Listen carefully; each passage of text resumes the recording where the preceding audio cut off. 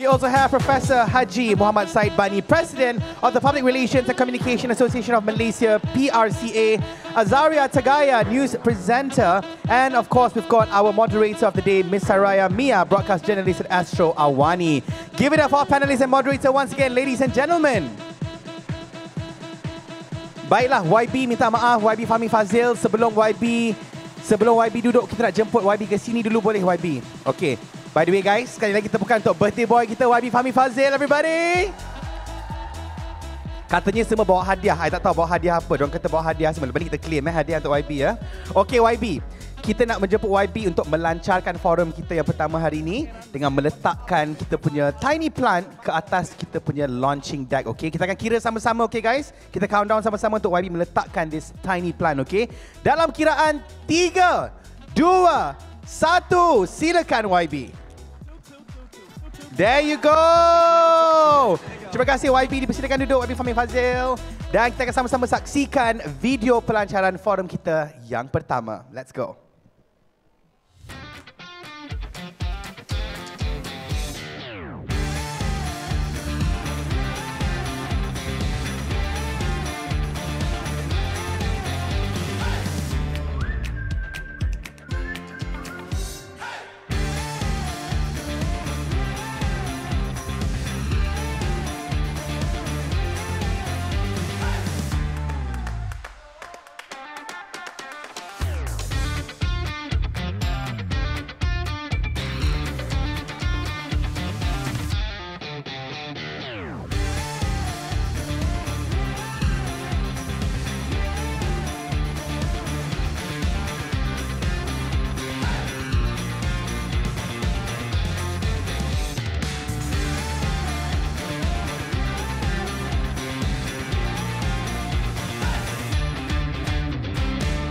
Itu dia tuan-tuan dan puan-puan, pelancaran untuk forum kita yang pertama hari ini. We're going to have about 4 forums of the day and this will be our kickstart for Day 2 of Youth Empowerment Fair 2024. Baiklah, antara panelis-panelis kita yang saya nak mention sedikit adalah Azaria, because last year she was here as the moderator. Tahun lepas, dialah yang moderate. Tahun ni dia dah naik pangkat jadi panelis pula. Kita nak pick her brains pula, okay? So give it up for all our panelists of the day, everybody. Dan kini kita akan kembali bersama dengan moderator yang juga telah pun moderate satu session semalam, Saraya Mia dari Astro AWANI. Over to you, Saraya. Hello, Assalamualaikum. Good morning, everybody. I'm glad to be here again, especially on this very special day on YB Fahmi Fadil's birthday. So today, I'd like to welcome everyone to the discussion of this session on the intersection of technology, communication, and governance. In an era where information flows at the speed of a click and social media amplifies our voices not only locally but also on the global front, the significance of communication has never been more profound. Today we'll explore the pivotal role of effective communication, particularly in the digital and social media age, where every idea transcends borders, shapes narratives, and influences societies. Now let us welcome our first speaker of the day, of course, the man of the hour, Minister of Communications, YB Fahmi Fadil. He is the country's new generation leader and serves as the spokesperson for the unity government. Fahmi has spearheaded Malaysia's 5G network rollout, with its coverage reaching over 80% as of 31st December 2023. Beyond telecommunications, Fahmi's purview extends to postal services, broadcasting, and the creative industry.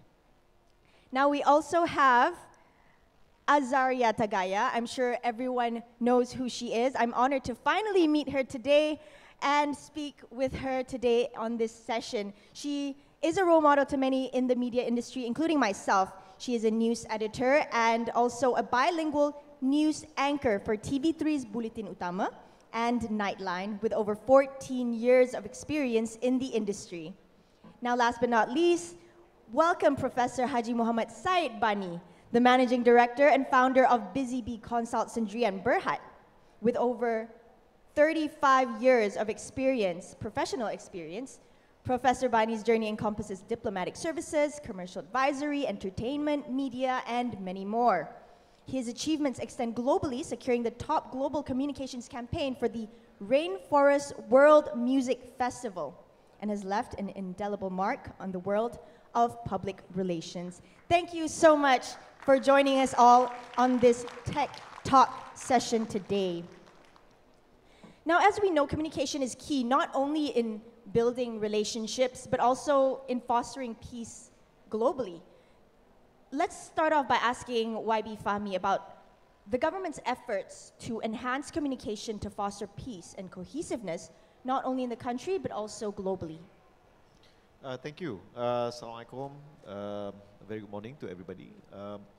I think there are several things that we are looking at. One is try to make sure that people are able to communicate. That's the first basic principle, which means that we have to make sure your phone lines are okay, your internet is okay, it's cheap, it's stable, it's fast. I note that KL Convention Center doesn't have 5G in here, so we'll have to have a word with the management nanti. But as an aside, outdoor coverage and in-building are two separate matters. So sometimes people, there's a bit of clarification that needs to happen there. In today's day and age, where we have so many, when you talk about communications, it's omni-channel and it's omnidirectional. So every platform is a legitimate and legit platform to express yourself. And yet, you don't know if the people you're conversing with, the people you're interacting with, they're genuine, they're real, or are they part of an elaborate, whether it's a scam or an influence operation or what we call coordinated inauthentic behavior. So how do we deal and resolve some of this? Right now, all of the social media platforms are not regulated, not in Malaysia, but in almost every other country, it has been regulated. So we are looking at specific regulation because, just as a quick sharing, the other day I had a back to school program balik ke sekolah with about 100 students from my constituency, budak-budak Pantai Dalam, and about 80 to 100 students. They're all under the age of 13. So I asked a question, okay, how many of you here, dengan mak ayah dia kat belakang, how many of you here have a TikTok account? 95% put up their hands. Some parents like, what? You have TikTok? And then I asked the TikTok management, what is your minimum age to have an account on TikTok? They said 13. So how is it that you can have a platform that says 13, tapi in front of me, 95% of like the kids, like out of these 100 kids, 95 of them had TikTok accounts from standard 1. So when we talk about communication in this day and age, safety, online safety, particularly for children, this is something which is of utmost concern. I don't know if any of you use Telegram. You can use Telegram. Telegram is the proverbial dark web as a legitimate platform, and you can get anything and everything on Telegram right now. Siapa kat sini dah tengok layang-layang perkahwinan? Ni semua suka scene tu lah ya, scene. Oh tak suka. I discovered that on Telegram, and this is my last point. You can find layang-layang perkahwinan, and you can subscribe and you can watch all 8 episodes. I have not, because I basically told MC, ini salah ni, this is copyright material. How can it be on a platform like that? So anyway, we have many ways to communicate. We have to make sure people can communicate, but there are certain rules and boundaries that we have to put in place so that it's safe for everybody, including children, to use these modes of communication.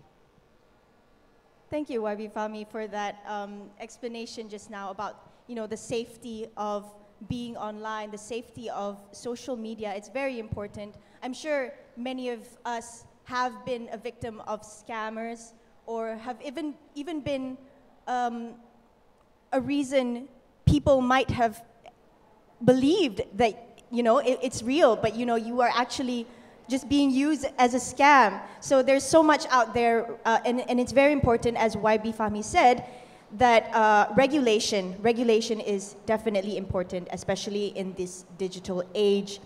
Now, as much as there are loopholes and flaws in the social media, in the social media scene, we also cannot deny how important it is or how powerful of a tool social media is.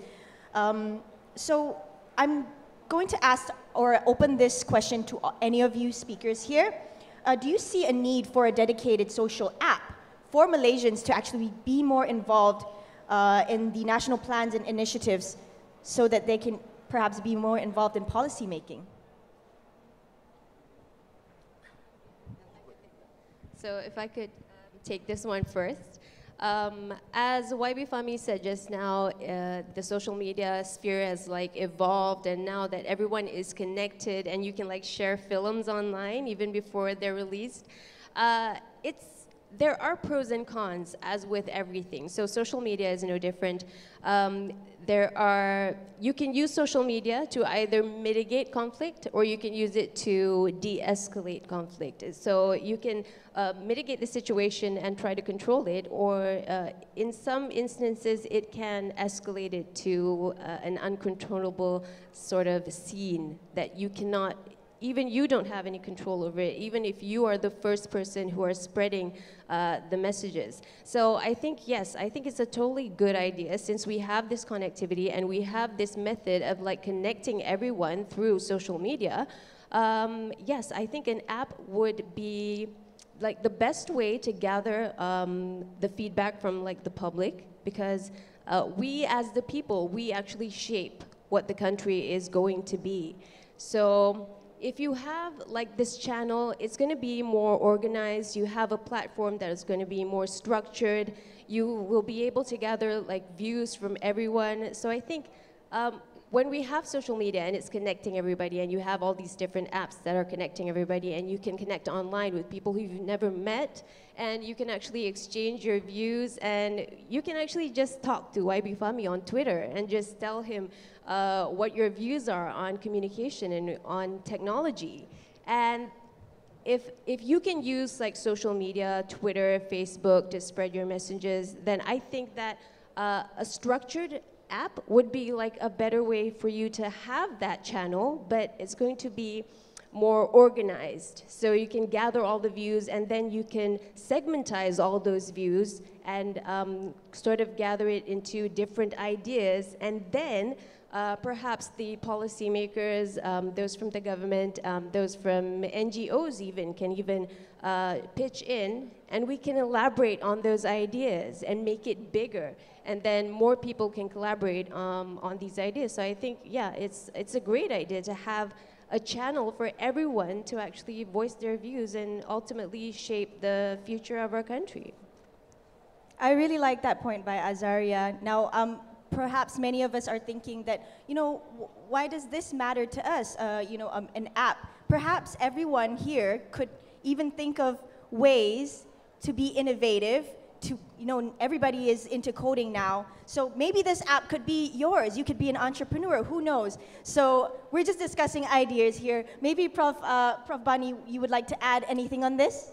Okay, there's already in existence many social apps, yeah, but that's not Malaysian. So you're talking about the possibility of creating a Malaysian, a national social app, yeah? We'll have to look at, first of all, I've got to say this to YB, yeah? Excellent idea of looking into I wouldn't want to use the word censoring, it's controversial, but restraining types of content on social, that's very, very important. And also the entry level of people getting into being able to use social. But going back to this, we need to look into what is the need of having a social, it's an intriguing idea, but what is that? Is it a need or it's a nice to have? Because having such a platform, the possibility of usage is basically one, disseminating information, that's a must. You have our own social platform which caters to our own culture, our own nuances and whatnot, that's good. You use such platform to disseminate messages, to create awareness and whatnot, it's positive. You may also want to use such platforms to collate information, for example, government, or even corporate bodies. We want to do branding, we do survey, perception exercise, we do, focus groups and whatnots. So in terms of government, if you want to create regulations, policies, you might want to get feedback from certain segments of societies. Now the challenge to that would be, how do you sieve through the information? Because if it's a two-way social platform, how do you sieve the information? People can be quite sentimental. People can be quite, emotive. And some of the information that you get may not be relevant to the subject matter concerned. So if you want to have such an app to fulfill such a purpose of collating information, then you might have to go through the challenge of sieving through the information, which is relevant, which is not relevant. The other issue is the accessibility. Now you talk about, tadi YB pun cakap sini tak ada 5G, ya. What about areas, remote areas in Sarawak? What about remote areas in the rural areas? If you want to have an application that is with the intent of getting information from various Malaysians, you might want to have an application that is accessible by everyone. Then you would have information from various segments of societies. You might get feedback from various segments of societies. So those are the challenges, perhaps. But the other thing that, as a communicator, the other thing that is very, very important is the content. We need to be able to control the content. We don't want to have celebrities going on YouTube, swearing, and it's still going on all over the place, and we allow that to happen. Atau influencer yang kata SPM ni tak payah. Ya, betul. Dan orang pergi say very negative things about the country, the brand. The country is considered, we look at it as a corporate body, and then it's internal brand and external brand. The accessibility to the global market is very, very good in terms of business, in many ways, but it's also a very bad platform if people use it irresponsibly. So those are the things that what YB, I think, related to what YB said just now. Okay.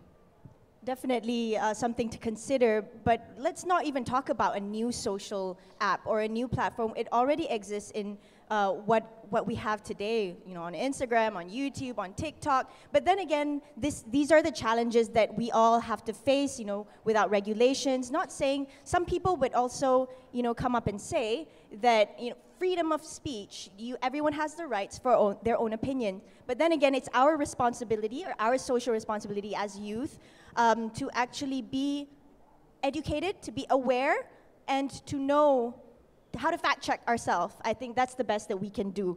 Now, talking about technology and advancements, I'd like to get your thoughts on what sort of technologies do you foresee that might come and disrupt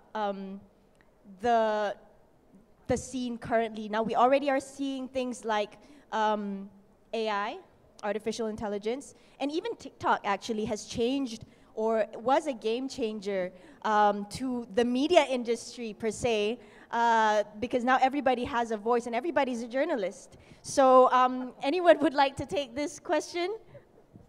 Yeah, it's like, there's a certain thing about, I still believe in professionalism. So while anyone can pick up a phone and claim to be a journalist, but there are certain journalistic standards. For example, how do you know what you are saying can stand the test of, is it verified? Questions about credibility. So while I am in favor of liberalizing and democratizing the ways that we communicate, but at the same time, we do need to uphold certain standards so that at least there's a benchmark. That's my take on things.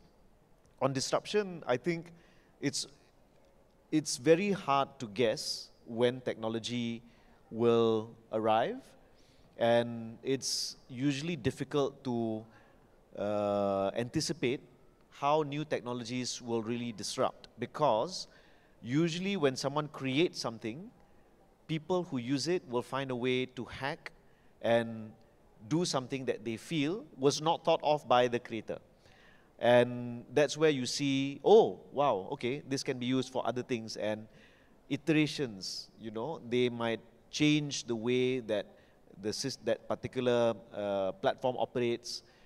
So I think if we were to look at some patterns, probably generative AI might disrupt more in the next few years. I think traditional types of, I wouldn't say jobs, but certain activities like for example, illustrators. So now all you need to do is just go on Midjourney, for example, or any other generative AI program, and you can already practically do storyboard. So you don't need to draw it out yourself anymore. So certain things you need to do less of, and certain things you can focus more on. The way I look at it, it's like a long time ago, to come to KL Convention Center, you would have to, okay, agak-agak, go this way, go that way, and then as you're driving, tengok, okay, nak belok kiri, nak belok kanan. But now, and especially in the last few years, you just put it in Google Maps or Waze, and you can already get there. The same thing with generative AI, I believe, and AI in general. It can help you 60% of the way, but you're still the driver. So I think as long as human agency is part of that ecosystem, or as part of that value chain, I think that human agency is really the disruptor. So I'll leave you with that thought. It's very interesting. Prof. Vani, would you like to add on? Well, I think the most important thing about this is attitude sikap lah. We've got all these gadgets, all these apps that have come to be realized and have been created, which are good. AI can be good, but there's this other bad side of AI, optical insinuation, which is deepfake AI. You can change people's faces. Dia bagi speech, YB bagi speech, I boleh letak muka I. Or somebody says something bad, I put, that's reality, that has existed. Now how do, that attitude of that responsibility of people, of the users. And the other thing just now you mentioned about freedom of speech, freedom of press. Freedom is never absolute. That is something we must educate the young. I tak boleh suka hati, I want to say something and use your mother's name, your father's name, your grandfather's name. Everything, you can't do that. We've got to educate people. Freedom of speech is not absolute. Everybody, because if I say I can say whatever I want, I can contravene her and she can come and slap me. Freedom what? So that's number one we need to actually look into. And of course, there are various other apps and whatnot that's available, AI, there's chatbots. These are all applications that exist and are good but again, it's the attitude of people, of the users. I've been signaled not to talk too much. So he actually made a very good point. Attitude, of course, is very important when we are on social media. I mean, it's generally the same like us being in real life. We cannot just say whatever we want to say, like he mentioned. We cannot just slap anybody and then expect everybody to be like, oh, it's freedom of whatever. But anyway, moving on to my next question about fact-checking and about, the verification of news. Perhaps I give this one to Azaria. Being in the newsroom for about 14 years, how do you sort of, in your experience, have advancements in communication and technology influence like conflict dynamics within the country and also globally? What have you seen? Okay, so I think conflict dynamics have evolved over the years, especially with the advancements in technology. So now we have conflict, sorry, I was cute to adjust my seating.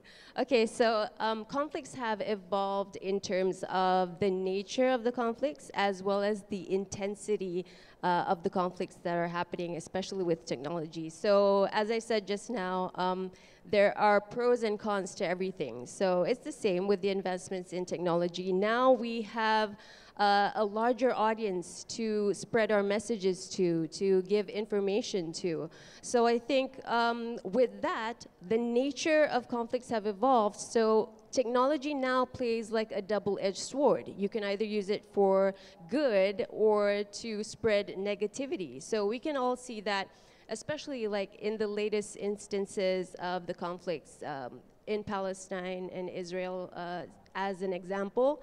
So you have this one side who are championing for the humanitarian cause, and then you have also people who have their other views, which sometimes can be, everyone has a right to their own views, but sometimes if you have this mass delivery of messages in a negative light, it's going to spread wider and reach a wider audience, and then you have all this misinformation going around. So I think with technology, you have to be smart. I think it's true what Prof. Bani said just now. You have to have like the right attitude. You have to be able to think and discern for yourself, like what's the good or the advantages or the negative sides of using this technology.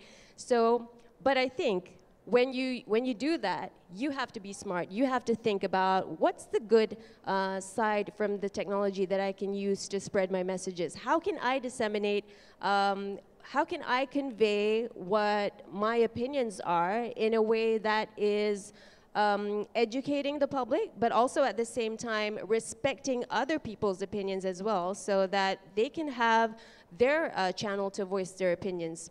So I think when you are smart and you use it to your advantage, technology can actually be a way that is so advantageous because you can spread your messages and create more awareness because there's a larger audience to your messages. And also, this is like a chance for international cooperation, because if you have something that is for the greater good, you don't just have to like work in silo and work by yourself and just work with the people in your agencies or NGOs, for example. You can create a greater collaboration, and this can like grow globally, and you can find other people from other countries all over the world who have like the same idea, and you can work towards that goal. So I think if we do that, especially in the Palestine conflict, we can actually do so much more than just, you know, doing our activism here locally, just in Malaysia.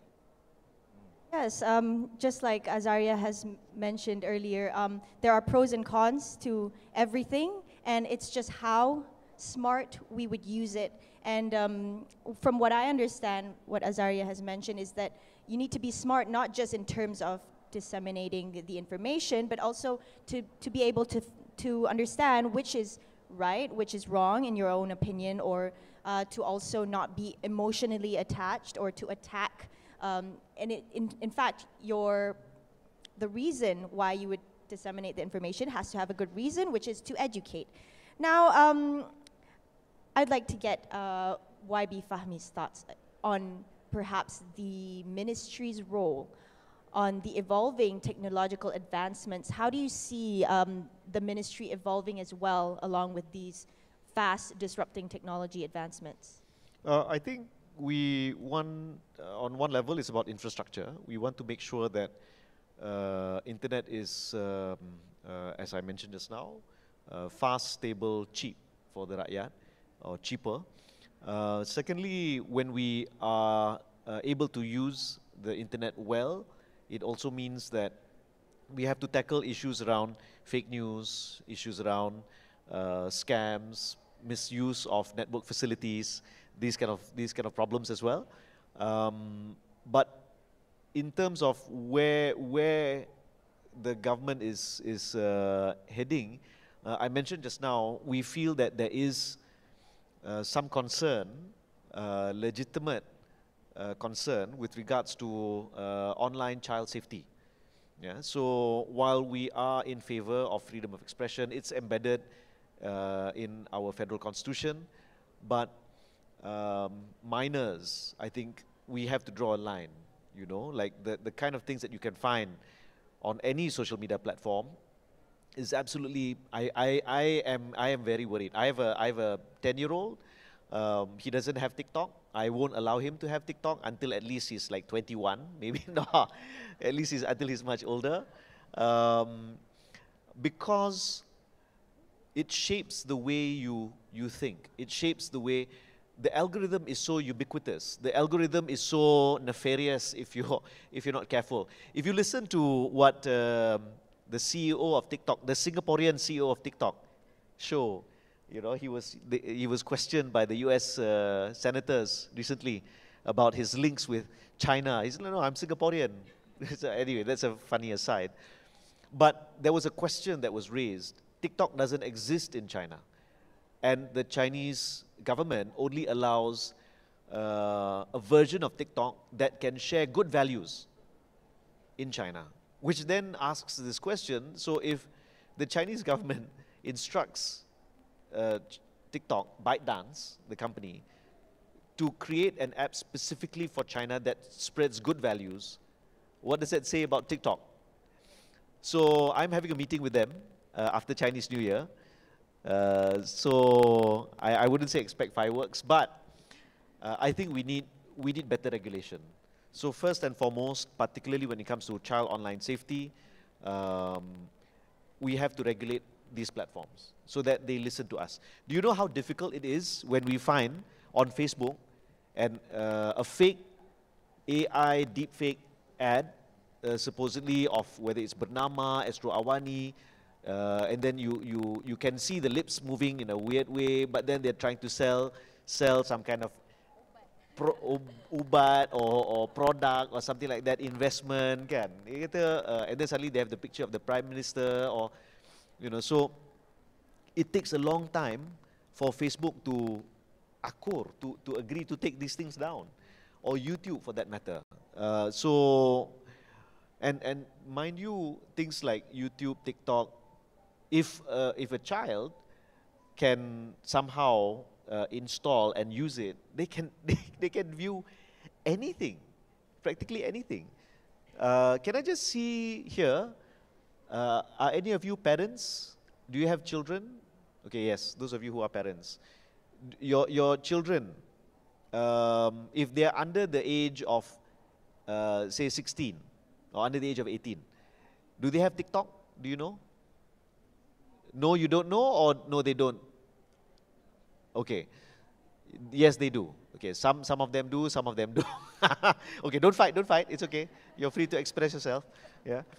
I think just in case, if they do have, you should, while they have a right to privacy, they are, you know, entitled to, tapi from time to time, just take a look at their algorithm.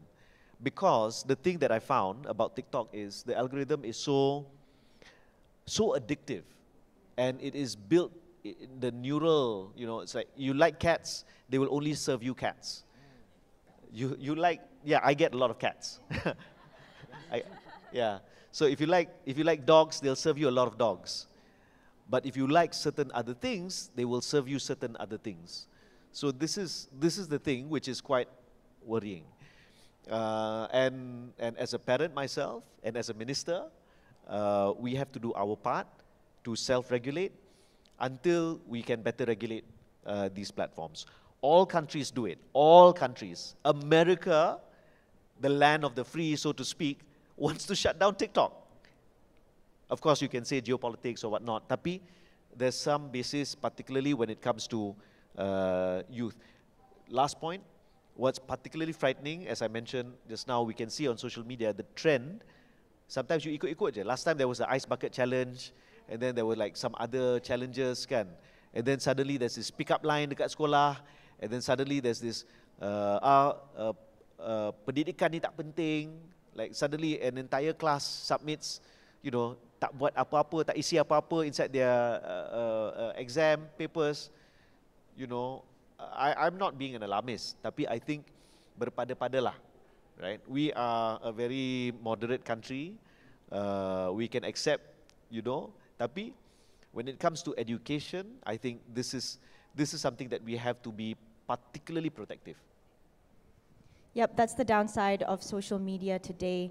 I'm not a parent, but to some parents, it's pretty alarming or shocking to see that they allow their children to the whole freedom of being on TikTok, of being on social media. And then the kind of, like, sometimes I look at my nieces and nephews and just look at the content that they watch. I'm like, wow, very interesting, very different, very weird.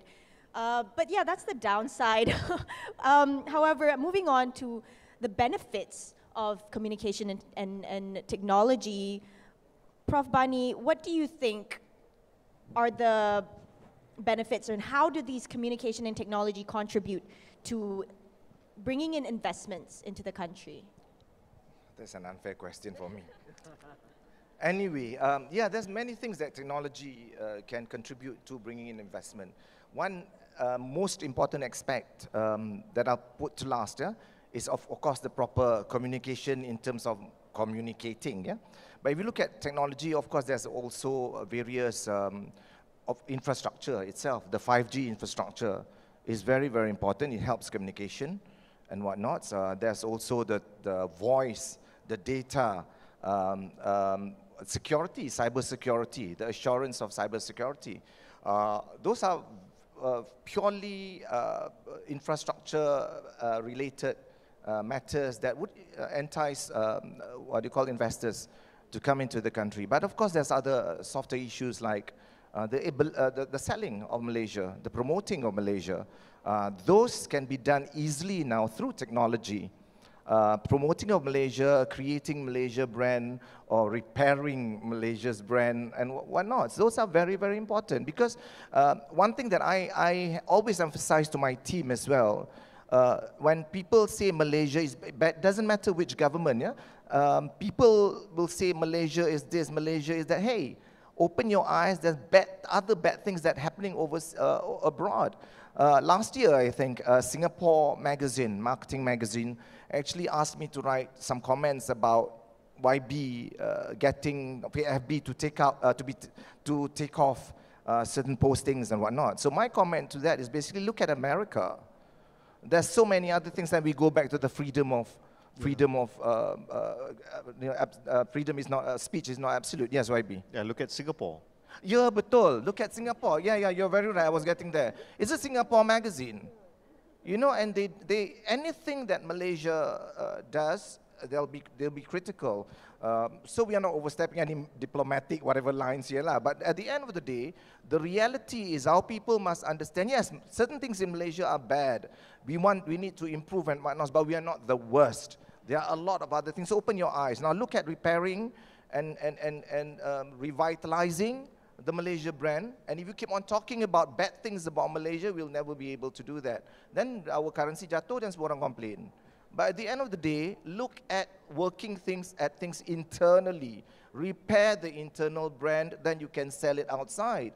But the point is, if our own people is creating a bad image of Malaysia using technology, then susah lah. So that's what we really, really need to look at. Educate people about what is right, what is wrong. You know, you need to get everybody to come together to be united in selling the Malaysia brand, using the technology, rather than using technology to say bad things about Malaysia. And the other thing is that every minister, whether you voted for the minister or not, is doing their best. Tipulah kalau tak kira lah politically, bukan nak bodek lah YB kan, but reality, that's what I've been telling. When I lecture my students also, I say that. Reality, it doesn't matter who you vote for and whatnot, you're looking at enhancing the Malaysia brand, and you use that through, you can only do that through effective communication and being responsible. Benda, whatever government comes into the picture, whichever political party, doesn't matter. We have to now work at using communication and technology to be able to enhance the Malaysia brand. Susah sekarang ni kalau we don't do that. Okay? Yep, I think that's a good point. It's very deeply rooted from our parents, grandparents, perhaps this whole political thing, very emotional. But I mean, next generation should be more smart in perhaps getting information, deciding, and whatnot. But Azaria, with what Prof. Bani has just mentioned just now, what do you think the roles of people like you and I, journalists, and even influencers, in shaping the narrative of the country moving forward? Okay, so I think that's a very good question. Journalists undeniably have, journalists and the media as a whole, undeniably have this huge role and responsibility because people look to the media for answers. People look to journalists and reporters and newsreaders for verification on the news that they've read or heard on TV. So oftentimes I've been through situations where people will like call me up and ask me which is the correct source of news because they're reading something else online and in the papers, and then I'm sure you've gone through this as well. Like people are going to Bulletin Utama and Nightline and kenapa TV3 cakap tak, you know? So people are gonna be asking you to verify news sources for them. You are going to be their source to gather their information from. So yeah, I think journalists have a huge responsibility to not just convey messages, but also disseminate information. So with this huge responsibility that you have as reporters, as media people, as news people, I think the most important thing is, and I think this works for all of you, if some of you dream of growing up and becoming reporters one day, the most important thing is that you have to uphold journalistic integrity. So there's always two sides to every story, and people will look to you for information and to verify the source of information. So you as a journalist, the best that you can do is just do research before you deliver the news. Make sure you deliver unbiased opinion. Don't take into account your own opinion when delivering the story, because there's always so many facets to every news story. So when you do enough research, when you get information from all the sources, so if there's like two sides delivering different messages, make sure you interview both parties and get all the views. So when you've done that, you can be able to deliver unbiased information, and the information that you report on, the news that you deliver to the people, ultimately that will be the source that will shape public discourse. So people will be talking about current issues based on what you're reporting. So I think it's a huge responsibility and it's a huge role, and if you do get to play that role one day as a journalist, as a reporter, make sure you do the best and just be, prioritize integrity in journalism. That's my message to you guys. To recap what Azaria has mentioned, research, unbiased, and prioritize journalistic integrity. If any of you are media students or wanting to be journalists, I think you should definitely take note. Now, back to the ministry's role in technology and communication.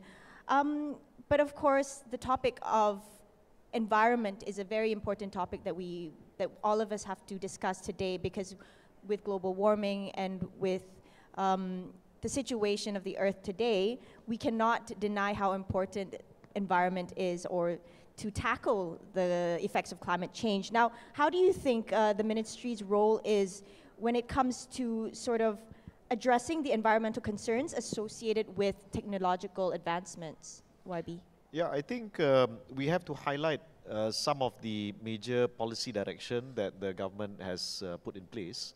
One, we have the Energy Transition Roadmap that was announced, an ETR, and this highlights the government's approach for the next so many years to move away from fossil fuels, so to speak. Yeah, and this is important. We want to increase our renewable energy mix, not only solar, but also hydroelectric and even hydrogen. But hydrogen, as we all know, is a very, right now, a very expensive piece of energy. It will take a little bit of time before it becomes more economical to produce hydrogen. So for the ministry, it's really about making sure that these kind of conversations are given a level of prominence, because what we've discovered is that there are a lot of countries that are very interested in Malaysia's position to generate these renewable energy sources.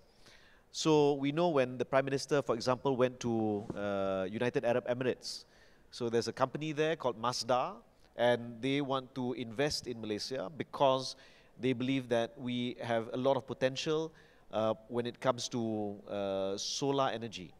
And also we know Singapore wants to buy energy from Sarawak because of Bakun and a number of other hydroelectric dams that are going to come online in the next 10 years. So there's a lot of surplus right now. In fact, My Power, which is an NGO or an entity that helps the new kementerian, nama dia Kementerian Peralihan Tenaga, so Energy Transition and Public Utilities, yeah, that is headed by TPM Datuk Sri Fadilah. So My Power actually showed, we had a recent ministers retreat, And in that retreat, they showed how actually Malaysia's surplus energy margin is so high. And a lot of it goes back to 1989. Because if, for those of you who are perhaps veteran enough, you will remember in 1989, suddenly there was a 1987, 88, around that time lah. I don't know, Prof, you might. I kat UK. Oh, you kat UK. Oh, yeah. Bukan Ulu Kelang ya, dekat United Kingdom. 89, around that time, I was all of 8 years old. Tan Sri Salim, my chairman, chairman MCMC. Thanks for bringing coffee for yourself. Bye. Please, Tan Sri, sit down. But in 1989, if you all remember, or you don't remember, there was a nationwide blackout. And suddenly there was this drive to bring in independent power producers, IPPs. And so, TNB, Tenaga Nasional, was forced to buy energy from the IPPs, which were, by and large, coal-fired power plants. So now we have huge surplus of energy, huge surplus, which actually in a lot of other countries they don't usually see this kind of surplus. And at the same time, we want to have transition. So for the ministry, what's very important is we find ways where we can get that kind of public conversation going. But it is the role of the new ministry, energy transition and public utilities. So it's their conversation. But we want to make sure that when we think about the future of the planet, given that by 2050, 2100, a lot of coastal areas will be submerged. So a lot of coastal areas in Peninsular Malaysia, particularly, we talk about Penang, we talk about Malacca, Kuala Lumpur, parts of Selangor, of course, will be very severely affected by climate change. So if we want to preserve what we have to think about that change happening now. So when you think about it, it's quite a depressing conversation to have, tapi it's a necessary and important ecological conversation that we need to have right now. Yep, YV Fahmi has said that driving conversations about climate change is very important, and he has mentioned it's a collaborative work between ministries, but not only that, it could also be a collaborative work between the rakyat, stakeholders, and everyone involved in society. Now, Prof. Bani, you have secured the top Global Communications Award on the Rainforest World Music Festival, and that is one way that you relay sort of messages in a very creative way. So when we talk about things like climate change, it perhaps might not be the most sexiest topic. So perhaps, Prof. Said, would you like to share with all of us, how do you think driving communications about these kind of topics, how do you think it would be the best? When it comes to things like that, people see communication involves the actual act of communicating. But YB, I've got to raise this a little bit. When you look at the industry, this industry of actually communicating a PR industry is not under any ministry at all. No, it's under me. Because IPRM. Okay, great. So dia minta duit dari saya. Belum formal lah YB. So we will, that's why I wanted to meet up with you. On that note, YB, Alhamdulillah is under you. So anyway, on that note, in terms of communicating a very important topic like sustainability, one thing people must know that sustainability is not just about the environment. It's actually about people talk environment, social governance, and etc. So there's a lot of aspects of sustainability. But going back to the environment, what is important is the education bit. We have this term planetary health. Not many people know what planetary health means. Planetary Health Conference is going to be happening in Malaysia in the month of April. So rakyat tak tahu apa planetary health. The health of the planet, that means people automatically you talk about, some people will think it's kesihatan. But it's actually the health of the planet, the environment, and it's also health of human beings, health of animals on the planet, and things like that. Those aspects. You were saying that sustainability may be a dry topic. It's not. You can make it very sexy. So that's exactly what we did in terms of Sarawak's Rainforest World Music Festival. We worked together with the Sarawak government in terms of tourism.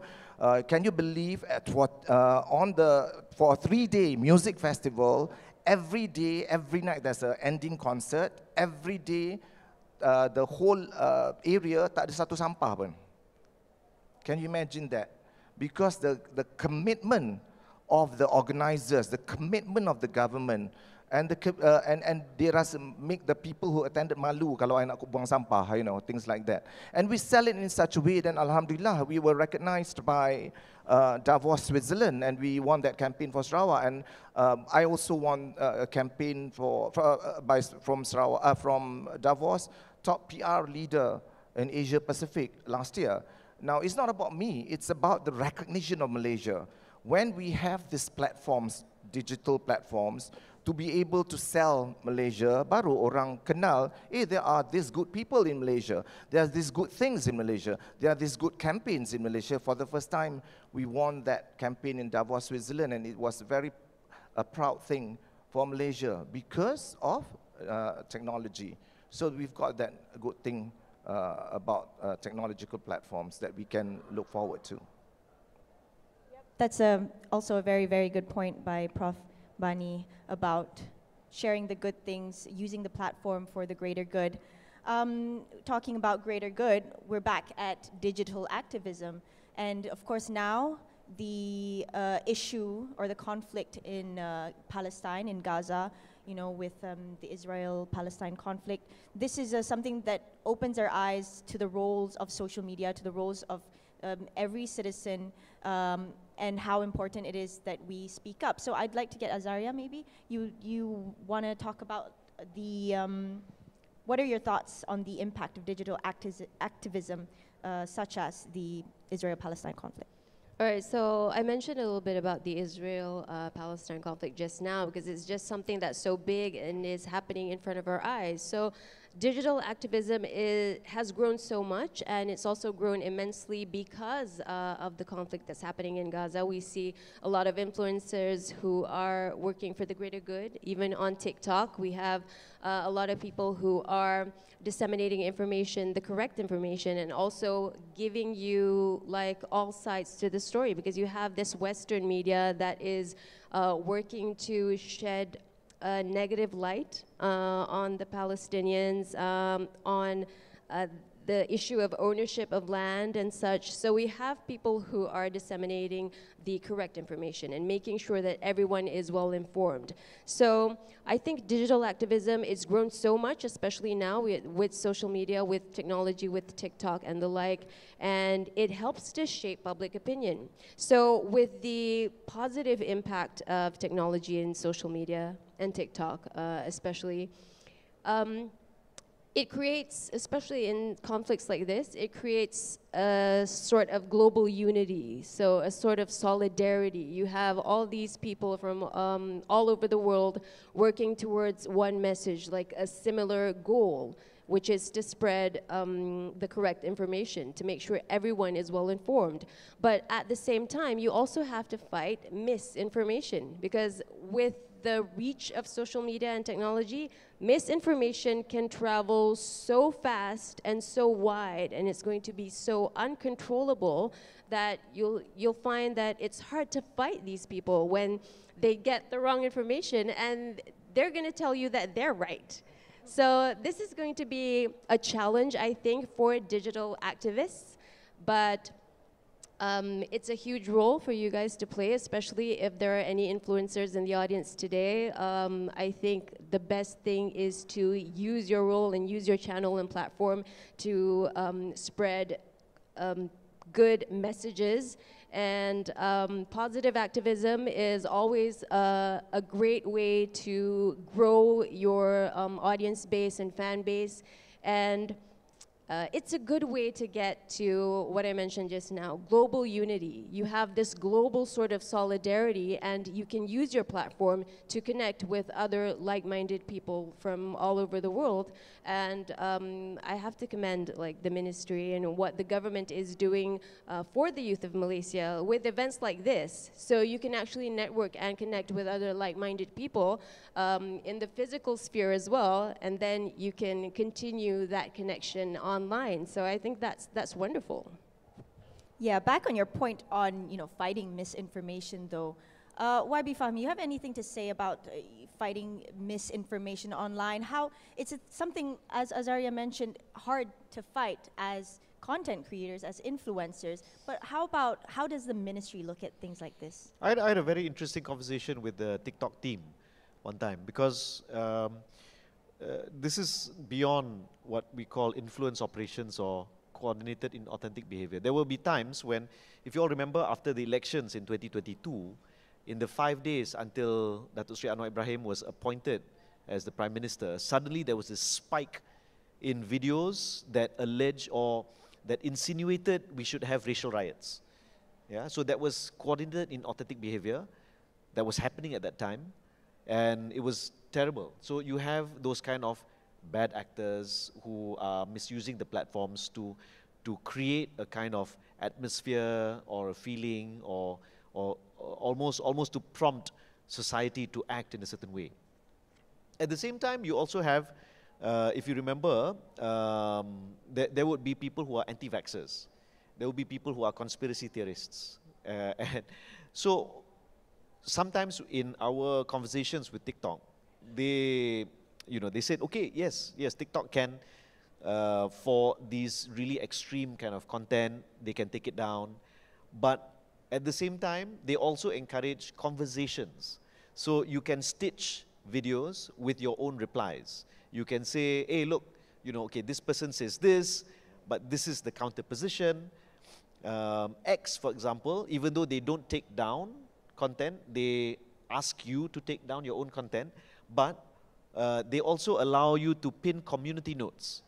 So someone can post something and say, look, this is what's happening there, but people can comment, this is actually false, based on reports, this is actually something from 2018 or 2017, before, not anything to do with now. And I think in that way, fighting fake content, fake news, and the dissemination of disinformation, nothing trumps falsehood than the truth. And we have to play our part to be part of that conversation. Kalau kita diam, maka penipuan tu bermaharajalela. Tapi kalau kita bercakap and kita counter, then people will see, hey, look, no, actually, so what TikTok said was, I found a bit counterintuitive, but now it makes sense. You counter with the facts. It is laborious. It is difficult. From the 1st of October last year until today, every single day at 7:59 p.m., there is a team comprising of MCMC, bernama RTM, that puts together this segment called Biar Betul. Every night, 7:59 malam, you can watch it on TV1, and then it will be shared on all of Biar Betul punya socials, including on TikTok, that it will highlight fitnah hari itu, fitnah apa hari ini. So lebih kurang macam itulah. Kan? So it will be something about, it could be a scam, it could be a statement that was made that was untrue, and sometimes we have this thing called confirmation bias. Mesti betul ni, betul ni, betul.